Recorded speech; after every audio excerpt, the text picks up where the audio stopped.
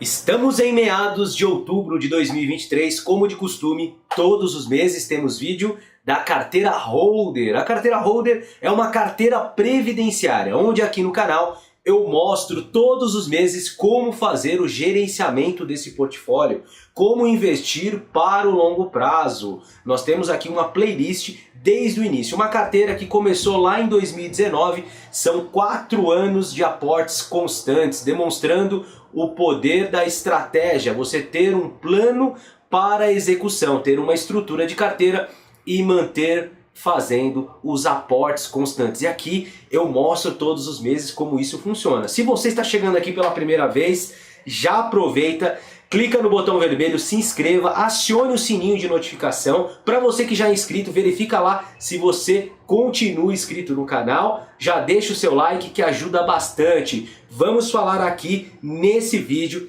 falar da volatilidade do mercado, períodos de incerteza, possibilidade de aumento da taxa de juros nos Estados Unidos e como isso pode interferir na nossa bolsa de valores. Por que os ativos eles ficam pressionados? Também tivemos agora notícia do início de um conflito no Oriente Médio e o que nós devemos fazer com o nosso portfólio. Vamos aproveitar esse vídeo para comentar esse momento atual, como devemos nos comportar diante desse cenário. Quem já acompanha aqui sabe que a gente tem a intenção de manter a estratégia, não ficar alterando conforme o cenário. Não se trata de tentar acertar, e sim manter os seus investimentos, manter-se investindo, ter resiliência e paciência. É muito do estoicismo, daquilo de aguentar esses períodos de incerteza. É aí que nós vamos montar a nossa carteira previdenciária. Então esses períodos são excelentes para isso, ok? Vamos aqui para o nosso vídeo. Quero iniciar demonstrando os dividendos que nós temos aqui, que já recebemos alguns e temos previsão para recebê-los em outubro. Então temos aqui, ó, dividendos e juros sobre capital próprio da Itaúsa, né? Tem uns dividendos aqui interessantes. Tem a Alupar, que tem previsão de pagamento, a B3, SA3 também para pagar, e os fundos imobiliários aqui nós temos o VISC11, o VILG, o KNRI. Também tem o IRDM, que vai pagar também e não entrou nessa somatória. Então nossos dividendos do mês aqui vão chegar a aproximadamente R$280. Também tem os proventos aqui da Fleury com perspectiva de recebimento, ok? Olha só esse gráfico, temos aqui o recebimento dos proventos ao longo dos meses do ano de 2023, ok? Então temos diversos meses aqui que a gente bateu a meta, a nossa meta desse ano é 8 a 10 meses bater R$250. Então a gente já bateu 1, 2, 3, 4, 5, 6, 7, 8. Então a gente já praticamente bateu a nossa meta de 2023. É claro que nós temos 2 meses ainda para receber e vamos aumentar a quantia referente ao ano. É muito importante para você que está investindo para o longo prazo. Não compare os seus dividendos com os meus dividendos, com o dividendo de algum influencer, de um amigo, nada disso. Compare você com você mesmo. Você tem que continuar aportando, principalmente nos momentos de incerteza, para aumentar a renda passiva da sua carteira e construir patrimônio, ok? Falando na construção de patrimônio, olha aqui a evolução do patrimônio de 2021 para 2023. A gente está batendo em Ibovespa em rentabilidade. É claro que a rentabilidade não é mais importante, mas ter uma carteira diversificada, ter renda fixa, ter fundos imobiliários, ter ações brasileiras e também ter posições no exterior ajuda nessa diversificação, ajuda em ter ativos descorrelacionados, ou seja, ativos que funcionam de forma diferente. E aqui a gente está batendo o Ibovespa aqui em mais de 12%, ok? Então, para ver aqui a necessidade de não ficar girando a carteira. Se você ficar tentando acertar, é muito difícil. Pouquíssimas pessoas conseguem fazer esse giro e ter resultado. É mais interessante, ao meu ver, manter as posições. O ganho não está em ficar comprando e vendendo. É como eu sempre digo aqui, está na espera. O ganho está em saber esperar. Então, na época que estou gravando esse vídeo, o Ibovespa chegou aos 114 mil pontos. Nos últimos 2 meses, apanhou bastante, agosto e outubro. Mas, na minha visão, nada demais. É uma volatilidade normal do mercado. Se você não aguenta essas oscilações, pode ser que você tenha mais renda variável do que deveria. Então, faça uma boa alocação de carteira para você ficar tranquilo. Aqui eu mostro uma questão, uma comparação do PL do Ibovespa, que está sendo negociado atualmente em 7,5 vezes o lucro.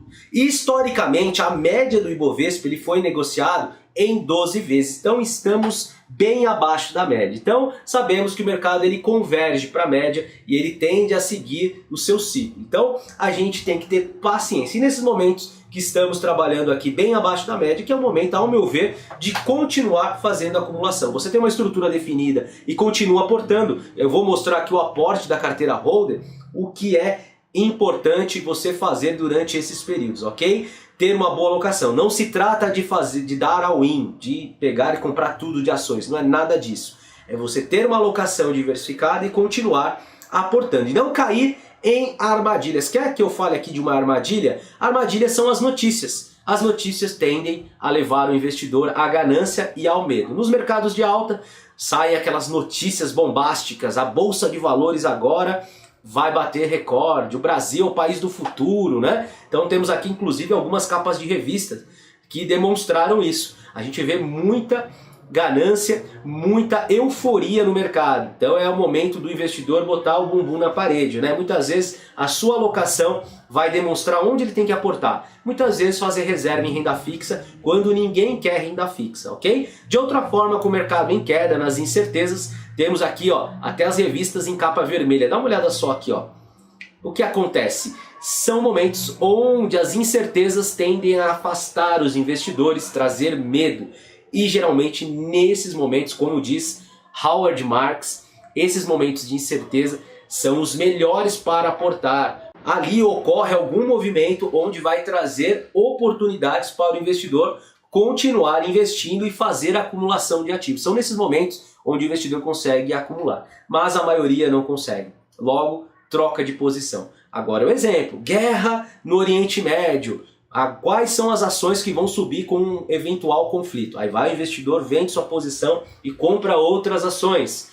Pode ser que esse giro de carteira ele é só movido, tem players interessados nesse movimento. Então tomem cuidado, tenha um portfólio definido, uma estrutura e mantenha isso por meio da consistência, ok? Sempre com uma gestão de carteira, que é o que eu demonstro aqui no canal. Olha o IFIX teve pouca diferença, pouca variação aqui. O IFIX ele mede o desempenho dos principais fundos imobiliários, tudo bem? Então teve pouca variação. O dólar voltou aqui para aproximadamente R$ 5,20, né? Então teve uma alta do dólar com essa incerteza, o real ele desvalorizou frente ao dólar, tudo bem? E o que aconteceu nos Estados Unidos que trouxe esse movimento de incerteza? Eu quero falar aqui de forma bem rápida.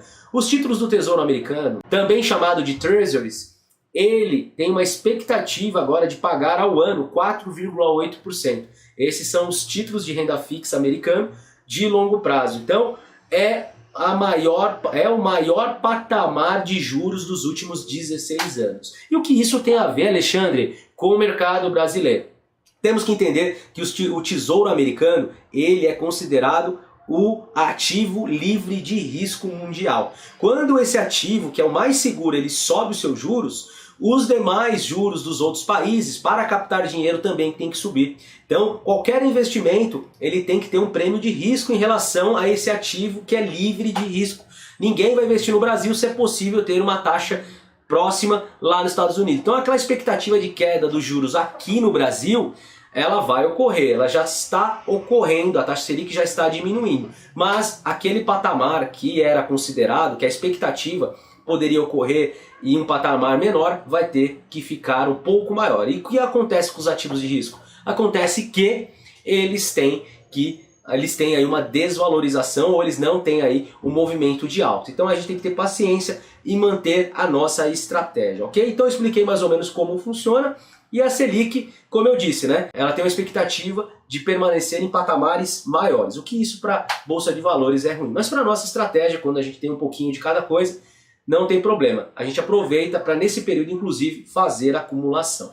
E isso também trouxe certa incerteza para o mercado brasileiro, onde os juros futuros subiram e as taxas dos nossos títulos do Tesouro Direto subiram também. O título híbrido, a NTNB principal IPCA+, com vencimento em 2045, chegou aqui acima dos 6%. Inclusive lá no meu Instagram eu fiz um vídeo que eu estava aportando no IPCA+, 6% da minha carteira pessoal, ok? Por quê? Essa é uma taxa que historicamente ela traz muita vantagem para o investidor. É quando a gente tem a necessidade aí de estar aportando, porque a gente garante um juros real lá para 2045 de 6% sem dor de cabeça, 6% acima da inflação, ok?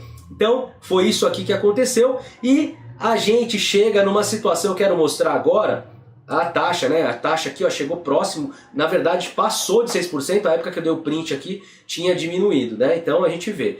E a gente vê aqui que o petróleo também disparou nessa semana, diante do conflito no Oriente Médio. Então traz algumas circunstâncias aí de uma possibilidade, inclusive, da inflação permanecer mais alta, o que prejudica também a queda de juros. E para o nosso aporte mensal. Nosso aporte mensal aqui, essa é a composição atual da carteira, 67% em ações, 15% aproximadamente em fundos imobiliários, 13% em tesouro direto e a gente tem o ETF IVVB11 aqui com 4,7%. Então a gente aproveitou aqui nesse aporte e compramos mais ações. A Itaúsa teve uma queda, a gente comprou um pouquinho mais de Itaúsa para trazer a recomposição dela. Compramos também Iperafarma, teve uma queda considerável e a gente acredita muito nesse case de investimento. Não é uma recomendação de compra, mas eu particularmente acredito e nessas oscilações que eu gosto de fazer acumulação. E eu peguei um pouco de tesouro direto e acumulei também um pouquinho de renda fixa para nossa carteira. Então esse aqui foi o nosso aporte do mês. Esses momentos de certeza a gente tem que manter o aporte, tá? Então é manter fazendo essa acumulação, porque é isso que vai construir o patrimônio. Não investir com as modas, quando todo mundo quer renda variável, todo mundo quer investir, só fala de ações. Esses momentos é o momento de a gente não sair da bolsa, mas ter um pouco mais de cautela e a gestão de risco, como eu estou demonstrando aqui, ela é muito importante. E aí, o que você achou do vídeo? Gostou do vídeo? Deixa o seu like, também deixa um comentário aqui que ajuda bastante, fala um oi, um alô, que ajuda no engajamento do canal, tudo bem? Me sigam também no Instagram, é Alexandre Garcia Holder. Me sigam por lá que eu tenho posts diários. Eu vou ficando por aqui, agradeço bastante e nos veremos em uma próxima. Até mais, valeu!